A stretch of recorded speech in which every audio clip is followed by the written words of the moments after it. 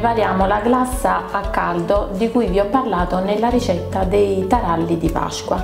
Ci servirà mezzo chilo di zucchero, 100 g di acqua, il succo di mezzo limone e un albume 35-40 g, oltre chiaramente ai taralli e a dei confettini colorati per decorare. Vi chiedo scusa per il video, ma mi sto arrangiando come il mio solito, stavolta un po' di più però.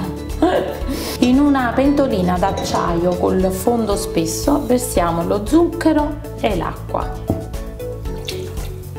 Poi accendiamo la fiamma non molto alta, dovremo far sciogliere questo sciroppo di zucchero. Io non so se propriamente sto preparando il gile perché non è una mia tradizione, mi sembra sia pugliese, perciò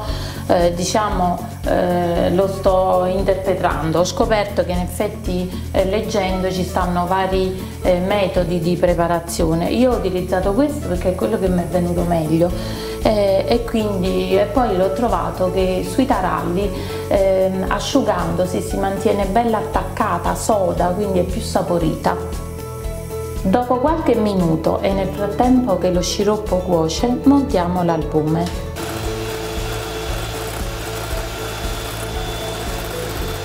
Lo sciroppo deve cuocere fino a quando sarà diventato leggermente giallino, trasparente e quasi giallino, cioè non deve cuocere moltissimo. In tutto io a fiamma bassa avrò impiegato una decina di minuti.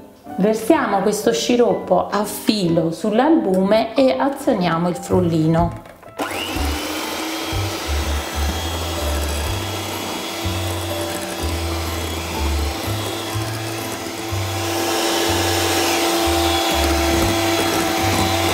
Eccola qui.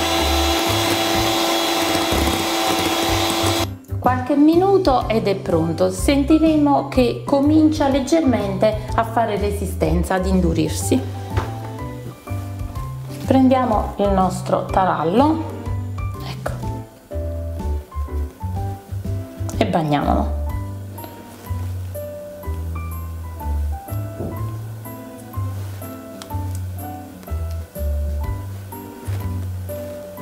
Lo lasciamo scolare un pochino e mettiamo ad asciugare.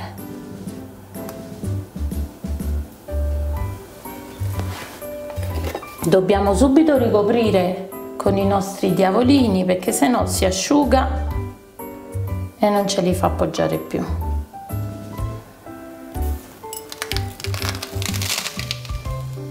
Questi camminano per casa praticamente se non stai attento.